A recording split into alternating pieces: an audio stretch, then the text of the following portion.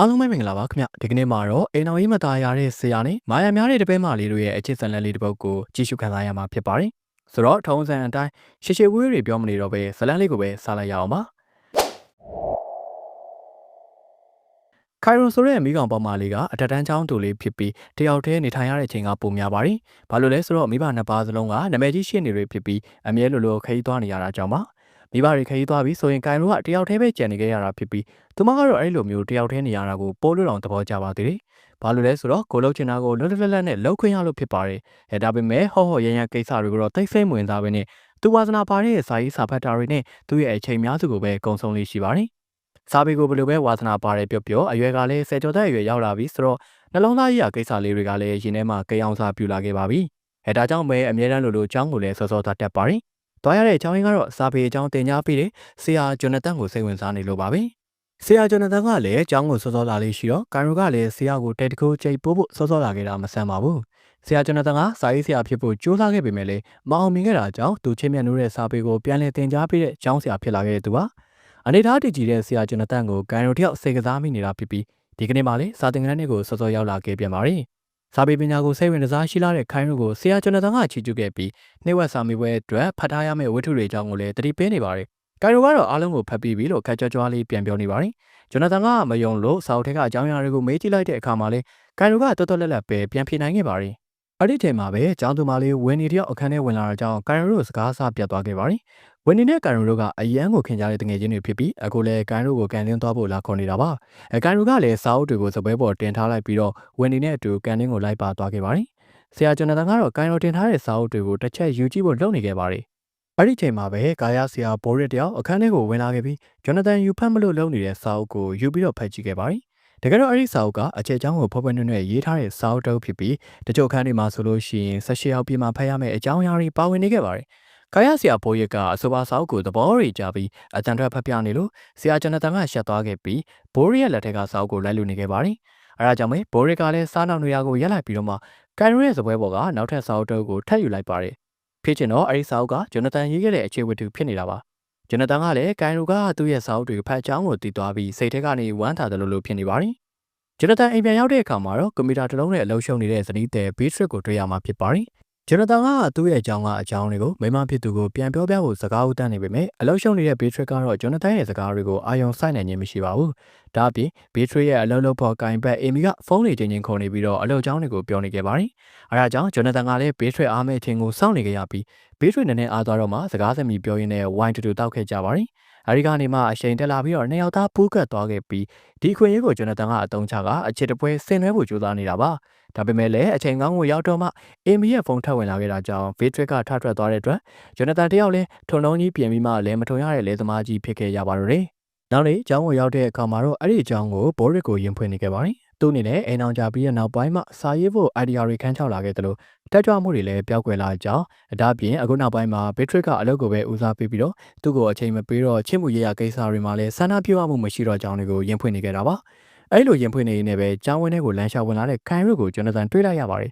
။စကတ်တူဝေပြီးတော့သူ့စီကိုဦးတီလာနေတဲ့ခိုင်ရိုကဂျွန်နသန်ရဲ့ရင်ကိုအနှဲငယ်လောက်ခတ်သွားစေခဲ့ပါတယ်။ခိုင်ရိုကတော့ဂျွန်နသန်တို့ရှေ့ကိုတည်တည်ငြိမ်ငြိမ်ပဲရှောက်လာပြီးတော့နှုတ်ဆက်ခဲ့ပါတယ်။ခိုင်ရိုရောက်လာတဲ့အချိန်မှာဘိုးရစ်ကလည်းသူ့ရဲ့အခန်းစီကိုထားထွက်လာခဲ့ပါတယ်။ဘော်ရစ်ကစာတင်ကျောင်းရဲ့ကော်ရီတာကိုဖျက်ပြီးတော့မှသူ့ရဲ့အခန်းစီကိုသွားနေတာပါ။အဲဒီချိန်လော်ကာထဲမှာပစ္စည်းတွေထည့်နေတဲ့ဝင်းနီကဘော်ရစ်အလာကိုစောင့်နေတာဖြစ်ပါတယ်။ဘော်ရစ်အနားကိုရောက်လာတဲ့အချိန်မှာပဲဝင်းနီကစာအုပ်တချို့ကိုတမင်ပစ်ချခဲ့ပါတယ်။ဘော်ရစ်ကစာအုပ်တွေကိုကောက်ပေးလိုက်တဲ့အခါမှာတော့ဝင်းနီကကျေးဇူးပဲလို့ခန်းညွန့်လေးပြောလိုက်ပါတယ်။ဘော်ရစ်နဲ့ဝင်းနီတို့ရဲ့အခြေအနေကိုဂျွန်နသန်နဲ့စကားပြောပြီးလို့စာတင်ခန်းစီကိုလာနေတဲ့ခိုင်ရိုကလည်းတွေ့ခဲ့ပါတယ်။ကျောင်းမရက်တွေဆိုရင်ခိုင်ရိုနဲ့ဝင်းနီတို့ကအခန်းပိတ်ဆက်လက်လေးတောက်ပြီးတော့ဟိုဒီအကြောင်းတွေပြောလို့ရှိပါတယ်။ဝင်းနီတယောက်ဘော်ရစ်ကိုထားပြီးတော့ရဲတင်လိုက်တာဆိုပြီးခိုင်ရိုကစားနောက်ခဲ့တယ်လို့ဝင်းနီကလည်းခိုင်ရိုကိုဂျွန်နသန်နဲ့ပြန်လဲစားနောက်ခဲ့ပါတယ်။တစ်ဆက်တည်းမှာပဲဝင်းနီကငါတို့ကျောင်းသားတွေကိုတွဲမဲ့စားဆရာတွေနဲ့တွဲမဲ့ဆိုလို့ရှိရင်အတွေ့အကြုံရှာရတဲ့ကိစ္စကပို့ပြီးတော့ရင်ခုန်စရာကောင်းမယ်ထင်တယ်လို့ပြောလိုက်ပါတယ်။ဒါအပြင်ဆရာဂျွန်နသန်ကတီဂျီပြီးကျင်နာတတ်တာကြောင့်ခိုင်ရိုတက်မမေ့နိုင်မဲ့အမှတ်ရစရာတွေဖြစ်မှာတေးကြတဲ့အကြောင်းအကြံပေးနေပြန်ပါတယ်။နောက်ဆုံးမှာတော့အဲ့ဒီအတွေ့အကြုံကစာရေးဝါသနာပါတဲ့ခိုင်ရိုအတွက်ကုန်ကျန်းဖြစ်နိုင်ကြောင်းလဲအချုံးထဲမှားလိုက်ပါတယ်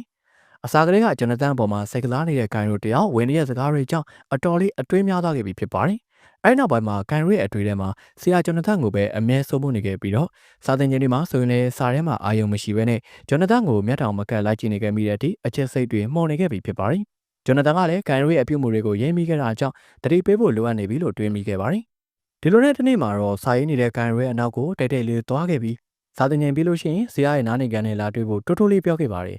်စာတင်ငင်ပြီးတဲ့အခါမှာတော့ဂျွန်နသန်နဲ့ဗော်ရစ်တို့ကနားနေကန်ထဲမှာစကားသမီးပြောနေခဲ့ပါတယ်ဗော်ရစ်ကတခြားကိစ္စရှိလို့အခန်းထဲကထွက်သွားတဲ့အခါမှာတော့ဂျွန်နသန်ကခိုင်ရိုကိုစောင်းရင်စိတ်ပြေလက်ပြောက်ကနေလိုက်ပါတယ်အဲ့ဒီချိန်မှာပဲရဲတန်လွန်လွန်လေးကြားလို့နောက်လေကြည့်လိုက်တော့မှခိုင်ရိုတယောက်ရောက်နေမှန်းသိပြီးတော့ဂျွန်နသန်လေးနည်းနည်းလေးရှက်သွားခဲ့ပါတယ်မျက်နှာချင်းဆိုင်တွေ့တဲ့အခါမှာတော့ဂျွန်နသန်ကခိုင်ရိုကိုတတိပေးဖို့ကိစ္စကိုမေ့သွားပြီးစာပေဘာသာမှာကန်ရိုရဲ့ထူးချွန်တဲ့ဆက်မှုတွေကိုအတိမတ်ပြုတဲ့အကြောင်းတွေကိုပဲကြီးကျူးနေမိခဲ့ပါတယ်။နောက်ပြီးတော့ကန်ရိုကိုဝိတုတပုတ်ဆိုင်းရေးကြည့်ဖို့တိုက်တွန်းခဲ့ပြီးအဆိုပါဝိတုသာလက်ရကောင်းမယ်ဆိုရင်နောက်ဆုံးစာမေးပွဲမှာထူးချွန်စင်နဲ့အောင်ဝင်ပေးမယ်လို့လည်းကတိပေးလိုက်ပါတယ်။ကန်ရိုကလည်းဒီအခွင့်အရေးကိုဝမ်းသာအားရလက်ခံခဲ့ပါတယ်။အဲဒီနောက်မှာတော့ဂျွန်နသန်ရေးခဲ့မှုရဲ့စာအုပ်အကြောင်းပြောပြပြီးတော့တချို့စာသားတွေကိုပါအလို့ရွပြလိုက်တာကြောင့်ကန်ရိုရဲ့စာပေပေါ်ချစ်မြတ်နေမှုကိုဂျွန်နသန်တယောက်ပို့လို့အထင်ကြီးသွားခဲ့ပါတယ်။ကန်ရိုကလည်းဂျွန်နသန်ကိုစာရီဆက်ရေးဖို့အတွက်တိုက်တွန်းခဲ့ပါတယ်။ဂျွန်နသန်ကတော့မိမရပြီးကလေးကစာရေးခြင်းတဲ့စိတ်တွေပျောက်ဆုံးနေတဲ့အကြောင်းဝန်ခံခဲ့ပြီးအခုတော့ခိုင်ရိုရဲ့တိုက်တွန်းမှုကြောင့်စာရီပြန်ရေးဖို့စဉ်းစားလိုက်ပြီလို့ပြန်ပြောခဲ့ပါတယ်။အဲဒီနောက်ကျောင်းပိတ်တဲ့ရက်မှာကျင်းပမဲ့ကြပြယူပွဲတစ်ခုကိုအတူတူသွားနားထောင်ဖို့ချိန်ဆခဲ့ပြီးစာပေစိတ်ဝင်စားတဲ့ခိုင်ရိုကလည်းဝမ်းသာအားရလက်ခံခဲ့ပါတယ်။ကြပြယူပွဲကိုရောက်တဲ့အခါမှာနှစ်ယောက်သားအတူထိုင်ခဲ့ကြပြီးဂျွန်နသန်ကကြပြစာသားတွေကိုခံစားနားထောင်နေချိန်ခိုင်ရိုကတော့ဂျွန်နသန်ရဲ့မျက်နှာကိုပဲခိုးကြည့်နေခဲ့တာပါ။ပွဲပြီးသွားတဲ့အခါမှာတော့နှစ်ယောက်သားအပြင်ထွက်ပြီးတော့လေကောင်းလေတန်းရှူကြရင်းနဲ့ခိုင်ရိုကသူ့တောင်းနေတဲ့ဆက်လက်ကိုဂျွန်နသန်ကိုကန်ပေးလိုက်ပါတယ်။ဂျွန်နသန်ကလည်းဆက်လက်တောက်တာကိုတားရမယ်စားခိုင်ရိုပေးတဲ့ဆက်လက်ကိုယူတောက်လိုက်ပြီးခုနကရွတ်သွားတဲ့ကြပြအကြောင်းတွေကိုပဲပြန်လည်ဆွေးနွေးခဲ့ကြပါတယ်။ဒီချိန်မှာခိုင်ရိုကဆက်လို့ရှားနေပေမဲ့ဂျွန်နသန်ကတော့တည်တည်ငြိမ်ငြိမ်ပါပဲ။ဒါကြောင့်ခိုင်ရိုကနောက်ရက်ကျရင်ဆွဲဆောင်မှုပိုရှိအောင်ပြင်ဆင်ရမယ်လို့တွေးလိုက်ပါတယ်။နောက်ရက်မှာတော့ခက်ဟောပုံစံဝက်လာပြီးဂျွန်နသန်နဲ့ဘော်ရစ်တို့ထိုင်နေကြနေရာကိုသွားကကော်ဖီကွက်ကိုကန်ပေးလိုက်ပါတယ်။ဘော်ရစ်ကစကားခဏပြောပြီးရှောင်ထွက်သွားတဲ့အခါကာရိုနဲ့ဂျွန်နသန်တို့ကကော်ဖီတောက်ဆက်လက်လေးတောက်ရင်းနဲ့ပျော်ရွှင်နေကြပါတယ်။ကဟောပုံစံဝက်စားလာတာကိုဂျွန်နသန်ကမဆူလိုက်တာကြောင့်ဂိုင်းရဲ့စိတ်ထဲမှာတော့အခြေအနေကောင်းပြီလို့တွေးလိုက်ပါတယ်။အိမ်ကိုရောက်တဲ့အခါမှာတော့အဲ့ဒီအကြောင်းတွေကိုဝင်းနီနဲ့ပြန်ပြောဖြစ်ပါတယ်။ဂိုင်းရိုကအကြောင်းသူနဲ့ဆရာအကြောင်းဝတ္ထုတစ်ပုဒ်စာရေးနေပြီဖြစ်ပြီးသူရေးတဲ့အာဘော်ကဂျွန်နသန်ရေးခဲ့တဲ့အာဘော်ကိုမှီညမ်းထားတယ်လို့ဝင်းနီကိုပြောပြခဲ့ပါတယ်။ဒီအကြောင်းကိုဂျွန်နသန်ကိုလည်းပြောပြဖြစ်ခဲ့ပါတယ်။ဂျွန်နသန်ကတော့သူ့ရဲ့အာဘော်တိုင်းရေးထားတာကအကြောင်းသင်ခန်းစာအတွက်အဆင်မပြေကြောင်းပြောပြီးတော့တားလိုက်ပါသေးတယ်။ကာရိုကတော့သူ့ရဲ့ဇလန်းကိုပြပြနဲ့အဆင်ပြေဆုံးဖြစ်အောင်ရေးဖို့ရည်ရွယ်ထားလို့ခွင့်ပြုပေးဖို့တောင်းဆိုခဲ့ပါတယ်။အဲ့ဒီချိန်မှာပဲဂျွန်နသန်စီကိုဇနီးတဲ့ဗစ်ထရစ်စီကဖုန်းဝင်လာခဲ့ပါတယ်။ကိစ္စကအပြင်တူတူသွားဖို့ချိန်ဆိုထားတာပါ။ဒါကြောင့်သွားစရာကိစ္စရှိတဲ့ဂျွန်နသန်ကဒီဇလန်းကိုဆက်ရေးဖို့ကန်ရိုကိုခွင့်ပြုပြီးတော့အိမ်ကိုပြန်သွားခဲ့ပါတယ်။ဂျွန်နသန်ပြန်သွားတဲ့အချိန်မှာပဲအခန်းထဲကိုဝင်နီကဝင်ရောက်လာခဲ့ပါတယ်။ပြီးတော့ကန်ရိုကဂျွန်နသန်ကိုဘယ်လိုတွေတောင်အထာရီပေးနေလဲဆိုပြီးတော့လူကြီးဟာသားပုံစံတွေလုပ်ပြီးစားနှောက်နေခဲ့ပါတယ်။ကန်ရိုကလည်းဝင်နီရဲ့စားနှောက်မှုကိုသဘောကျပြီးရဲနေပါရီ။ခဏကြာတော့ကန်ရိုတယောက်သူ့ရဲ့ဖုန်းကိုရှာမတွေ့လို့ပြားရရီခတ်သွားခဲ့ပါတယ်။အိမ်ကိုရောက်လို့အိမ်ကဂျိုးဖုန်းနဲ့လမ်းဆက်ကြည့်တဲ့အခါကျမှဖုန်းကဂျွန်နသန်ရဲ့အိတ်ထဲကိုရောက်နေမှန်းသိရပြီးတော့အဲ့ဒီချိန်မှာဂျွန်နသန်ကမိမနဲ့အပြင်သွားဖို့အတွက်မိမအလှပြင်တာကိုထိုင်ဆောင်နေတာပဲဖြစ်ပါတယ်။ကာယုံဖုန်းဆက်တဲ့အခါကျမှဂျွန်နသန်ကလည်းသူ့အိတ်ထဲမှာဖုန်းပါလာမှန်းကိုသိခဲ့ရတာဖြစ်ပါတယ်။တိုက်ဆိုင်ဆိုသလိုပါပဲဘေထရီနဲ့အတူသွားဖို့ကိစ္စကိုတစ်ဖက်ကဖျက်လိုက်တာကြောင့်ဂျွန်နသန်လည်းအချိန်ရသွားခဲ့ပြီးတော့တဲမဲရွာချနေတဲ့မိုးရီထဲမှာပဲဂန်ရီရဲ့ဖုန်းကိုပြန်ပေးဖို့အတွက်ကားမောင်းထွက်လာခဲ့ပါတယ်။အိမ်ရှိကိုဂျွန်နသန်ရဲ့ကားရောက်လာတဲ့အခါမှာဂိုင်ရိုတယောက်သူမရဲ့ဖုန်းကိုပြန်ယူဖို့ထွက်လာခဲ့ပါတယ်။ဂိုင်ရိုကအဖြူအောင်ကိုချက်အင်ဂျင်နဲ့ဆွဲဆောင်မှုရှိလှပနေပြီးဂျွန်နသန်ကလည်းဂိုင်ရိုရဲ့အလှပကြောင့်မိုးရီထဲမှာတွေ့ကြီးရက်ပြီးတော့ငေးကြည့်နေခဲ့ပါတယ်။ဂိုင်ရိုကတော့ဂျွန်နသန်တယောက်သူမရဲ့အလှပမှာမျောသွားပြီးဆိုတာသိလို့အနားကိုရောက်တဲ့အခါမှာမျက်စိမိတ်ခေါင်းမောက်ကအနမ်းမိုးတွေချွေဖို့အစင်တဲ့အနေထားနေပေးလိုက်ပါတယ်။ဒီတခါမှာတော့ဂျွန်နသန်လည်းဆောင်းထင်းရမယ့်စီးတွေကိုမေးသွားခဲ့ပြီးတော့အနမ်းမိုးတွေဖြန်းကြီးရွာချလိုက်ပါတယ်။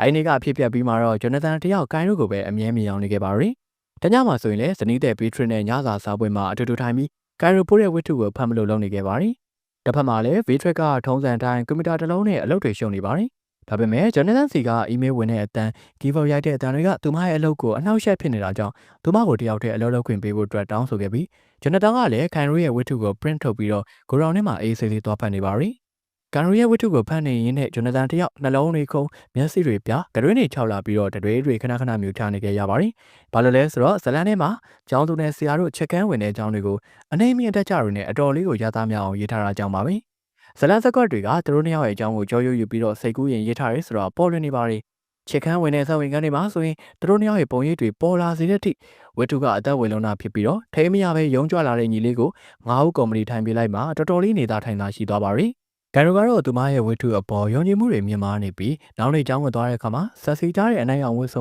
ပြီးတော့ညှို့ချက်ပြင်းတဲ့ကြားရိုင်းမာတွေလားလှပကြွားရနေပါတယ် ဒါပေမဲ့သူမရဲ့ယုံကြည်ချက်တွေကဆရာဂျွန်နသန်ရောက်လာတဲ့အခါမှာပျောက်ဆုံးသွားခဲ့ရပါတယ်။ဘာဖြစ်လို့လဲဆိုတော့ကိုင်ရိုရဲ့ဝတ္ထုကအကြောင်းသင်ခန်းစာနဲ့မတင်တော့ကြောင်းဂျွန်နသန်ကမျက်နှာသားတီတီကြီးနဲ့ပြောချလိုက်လို့ပဲဖြစ်ပါတယ်။ဂျွန်နသန်စီကချီကျူးစကားတွေမျှော်လင့်ထားပေမဲ့အခုလိုပြောခံလိုက်ရတဲ့အခါမှာတော့ကိုင်ရိုတယောက်စိတ်ဆိုးသွားခဲ့ပါတယ်။တကယ်လို့များဂျွန်နသန်သားသဘောကျမယ်ဆိုရင်စိတ်ကူးတဲ့အတိုင်းနှစ်ပါးသွားလေးကားကြဖို့အတွက်တောင်မှကိုင်ရိုဘက်ကစိတ်ကူးတွေရင်ထားခဲ့တာပါ။စိတ်ကူးလေးတွေပြက်ပြက်ခဲ့တဲ့နောက်မှာတော့ကိုင်ရိုလည်းဂျွန်နသန်ကိုစိတ်နာသွားကအရှုံးသမားလို့ပြောပြီးစာသင်ခန်းထဲကလှည့်ထွက်လာခဲ့လိုက်ပါရယ်ပြီးတော့သူရေးထားတဲ့ဝတ္ထုကိုကျောင်းစီမံအုပ်ချုပ်ရေးရဲ့စားတိုက်ပုံးထဲကိုထည့်ခဲ့ပါတယ်